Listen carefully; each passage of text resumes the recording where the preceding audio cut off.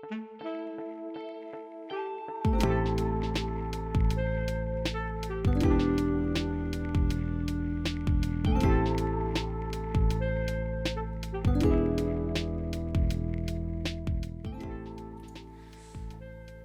a todos, bem-vindos à Escola da Marioneta.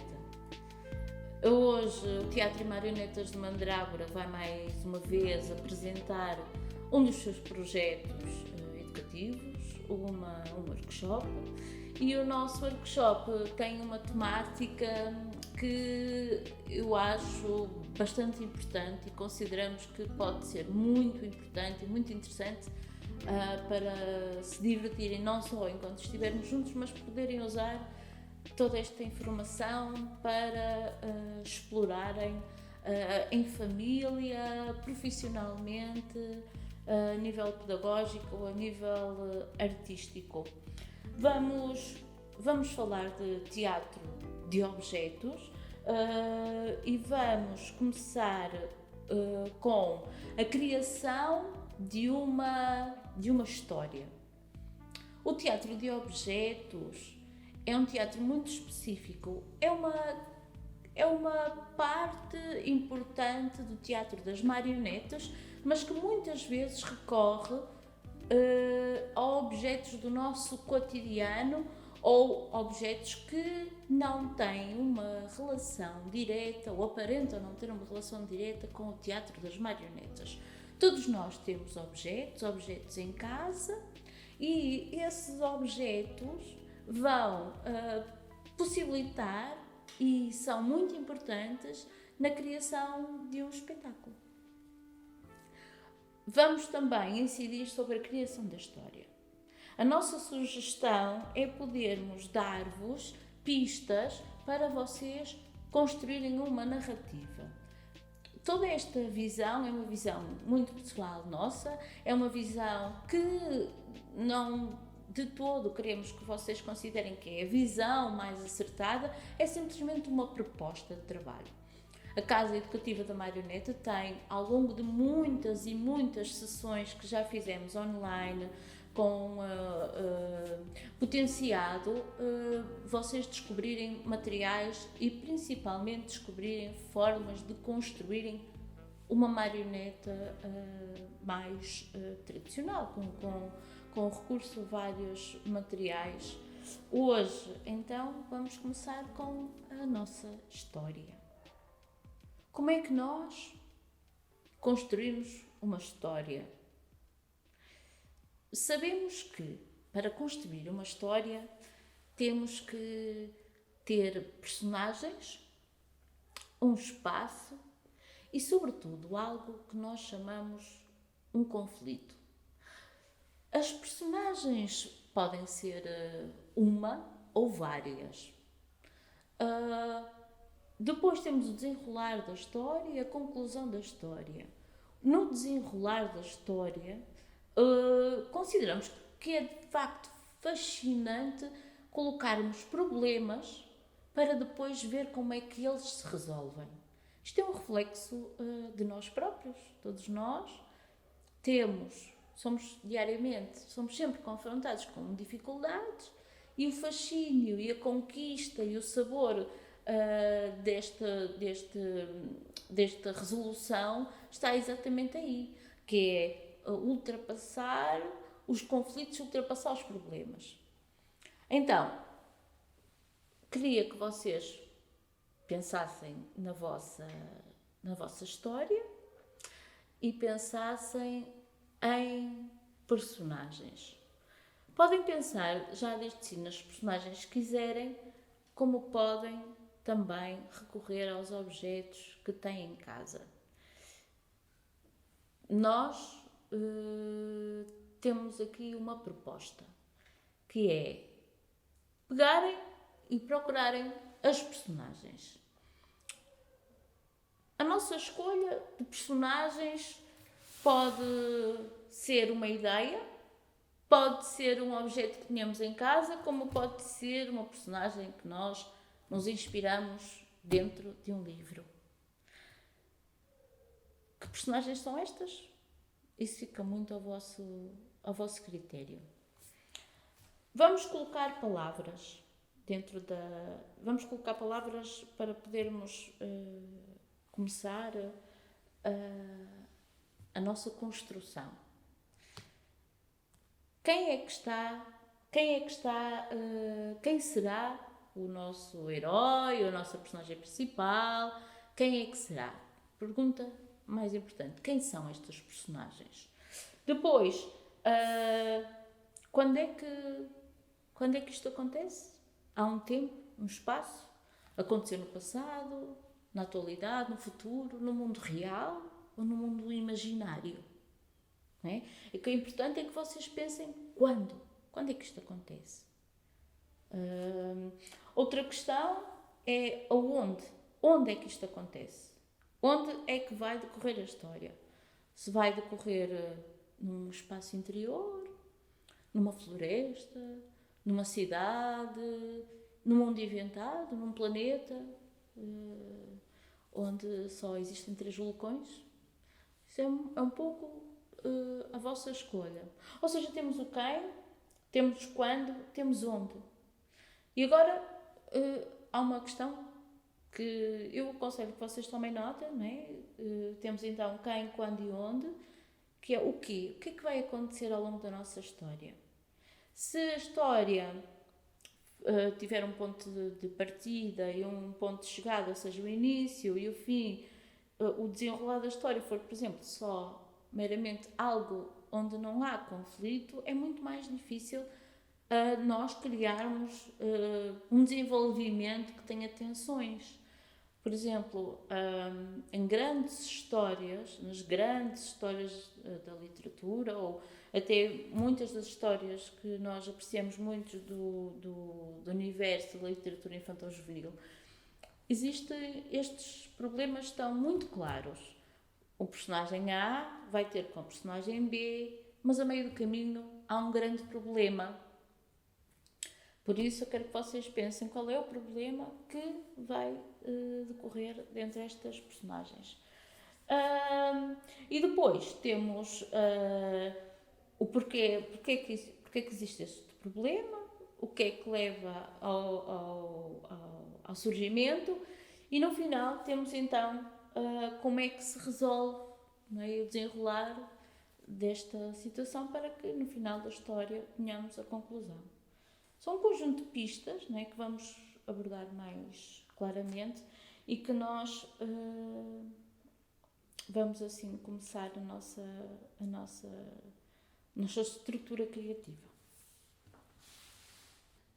Então, nós temos então quem, quando, aonde, o quê, porquê e como. Podemos colocar mais questões, podemos tirar algumas destas. Quem? Quem é que eu vou escolher? Eu gosto muito de ler os Irmãos Grimm. É um livro que eu aprecio imenso. E muitas vezes vou aprendendo com muitas destas histórias. A minha leitura deste livro é uma leitura muito interessante, porque é uma leitura... Eu vou abrindo e escolhendo uma história aleatória para que não haja um princípio, um meio e um fim, ou seja, para que não me sinta obrigada a ler o livro todo de uma só vez, vou sendo surpreendida.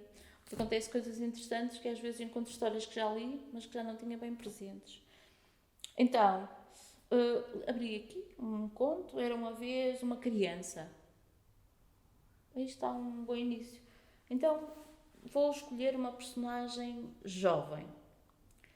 Isto começa a traçar jovem. E porquê jovem? Jovem, vamos falar depois que de facto uma personagem jovem tem um conjunto de características, um conjunto de velocidades, um conjunto de intenções. Bom, mas para além de jovem vou contrapor também com uma personagem velha. Um velho. Vou aqui traçar a ideia de um velho. Tenho um jovem e um velho. São personagens do mundo real. Então vou agora escolher uma personagem do mundo do fantástico. Isto porque as marionetas têm todas a possibilidade de fazerem coisas que nós, seres humanos, não conseguimos facilmente, como voar, mergulhar, respirar debaixo d'água, morrer, renascer, desmembrar, voltar a juntar. E então, o personagem do Fantástico talvez nos permita inserir um elemento importante. Vou também escolher uma personagem de apoio, uma personagem que sirva para introduzir aqui um elemento natural. Vou escolher um animal. Ainda não sei que animal é que vai ser, mas já tenho 4 personagens, acho que já está bem definido.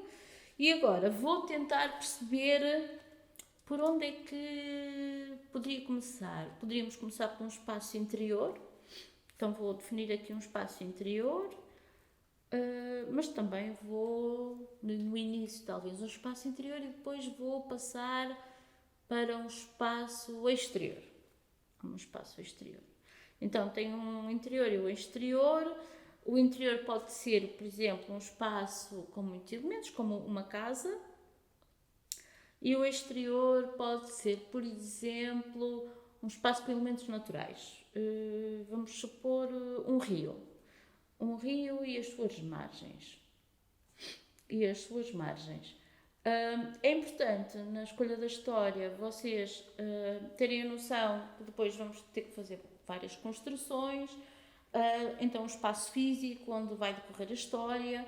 Temos que ter a capacidade de fazer a transição deste espaço, ou seja, eu tenho que mudar da casa para as margens e nesta mudança tenho que conseguir que o espaço físico seja, ou seja, que a cenografia, neste caso os cenários e nos vamos construir, sejam complementares e não se dificultem um ao outro. A seguir, vamos... ora bem, eu já tenho quem, quando. Vamos pôr isto numa época sem tempo. Não há um tempo definido, é um mundo sem tempo. Vou por aqui, sem tempo definido. Um mundo envelhecido. Pronto, exato. Eu gosto muito destes universos. O mundo envelhecido. Então, sem tempo, envelhecido. Destes universos que parecem onde os objetos têm memória, onde os objetos têm... onde tudo tem... Parece que tem tempo, foi vivido. Eu aprecio. Mas podem vocês escolher uma cidade em Marte, que agora, de facto, estamos quase lá. E então podem escolher uma cidade futurista, podem escolher a lua, podem escolher o mar, podem o que vocês quiserem. Então o problema, vamos aqui pensar num problema. Eu tenho uma personagem jovem e uma personagem velha. Vamos supor que a velha precisa de algo e o jovem tem que ir buscar e trazer. Então o problema é uma flor. O velho precisa de uma flor e o jovem, vou colocar aqui a flor, e o jovem precisa de ir buscar e trazer. Até aqui parece que aparentemente não há nenhum problema, não é? Mas eu há pouco coloquei aqui um rio, então o problema é também atravessar o rio.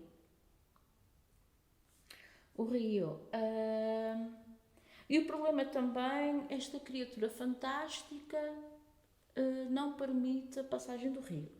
Então, não permite a passagem do rio. Portanto, eu já tenho aqui vários problemas. O ir buscar e trazer, por exemplo, se na nossa história houvesse uma ponte neste rio, o jovem vai buscar e o traz. Mas não temos conflito, a própria história parece incompleta. Se atravessar o rio é um problema, pode ser interessante solucionar, mas também é interessante lidar com as emoções dos personagens. Então, se eu inserir aqui que a criatura fantástica não permite a passagem, vamos ter este jovem com coragem para tentar ir, com vontade de tentar ir, depois se calhar com medo, com hesitações, ou seja, estamos a criar aqui emoções diferentes que o problema levanta, certo? O porquê, vamos aqui, o porquê disto acontecer, porque de facto o velho precisa da flor para, vamos pensar, para o jovem poder crescer, é isso. Uma espécie de ritual de crescimento. Quando o jovem tiver a flor e trouxer ao velho, o velho vai criar algo que vai permitir ao jovem crescer. Supor que o crescimento aqui tem outro fator. Crescer e tornar-se, por exemplo, uma pessoa de grande coragem. Falta-lhe aquela flor para ele ser o rapaz de coragem. Vamos aqui o rapaz coragem. E como é que se resolve isto? Nós ainda não inserimos o nosso animal na história. Vamos inserir que o animal vai ter aqui um papel importante de solução do problema. O animal, se é um rio, talvez o animal seja um peixe. Por aqui, um peixe com poderes para ajudar o jovem a atravessar o rio. O rio, pronto, é quase como um ritual também de passagem. Vamos supor que este rapaz tenta resolver sempre o problema sozinho, ou seja, ele tenta atravessar o rio sempre sozinho, construindo várias soluções. E há sempre um peixe que está no rio. E só quando ele perceber que é preciso ajuda, e pedir ao peixe, por exemplo, para ajudá-lo a atravessar o rio, é que de facto ele consegue. Pode ser interessante, não é? Todos nós precisamos de ajuda, muitas vezes, para ultrapassarmos os nossos problemas. Ou seja, estamos aqui a refletir sobre nós próprios, sobre a história. Pronto, acho que já temos aqui um princípio. Era uma vez um jovem e um velho. Na casa do velho vivia uma grande tristeza. O jovem era corajoso, mas também muito egoísta. Um dia o velho disse-lhe: vai buscar uma flor vermelha que existe do outro lado do rio. E o jovem, com a sua vontade, tenta sai de casa, vai pelas margens, e quando chega ao rio não há maneira de atravessar. De várias formas, várias vezes ele vai tentar atravessar o rio, mas não consegue. Dentro do rio existe uma criatura feita de água, uma criatura mágica que o impede.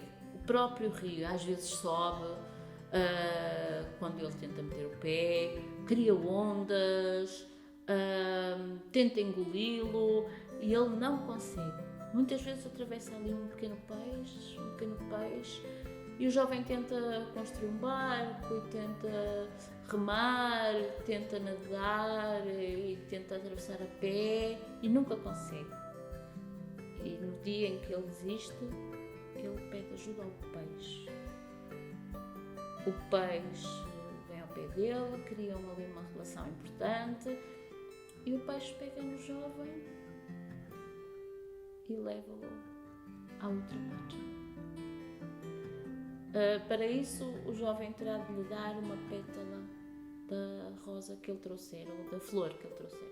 Vamos supor que é uma flor. O jovem pega na flor e ao regressar, o peixe torna a levá-lo e esta criatura pode tentar impedir a passagem dos dois, mas a pétala vai fazer com que o peixe, por exemplo, se torne ainda mais forte. E então o jovem traz a flor ao velho e quando o velho vai transformar a flor, vamos supor, para ele crescer, de facto percebemos que a flor era só uma desculpa para ele poder enfrentar todos estes desafios sozinhos e aprender que com a ajuda e com a gratificação, com o apoio, é que se consegue crescer. Parece-me um bom início de história. Então, vocês já têm a vossa história. Podem tomar mais tempo, até colocar em pausa, e depois, quando tiverem a vossa história, vamos então buscar os objetos.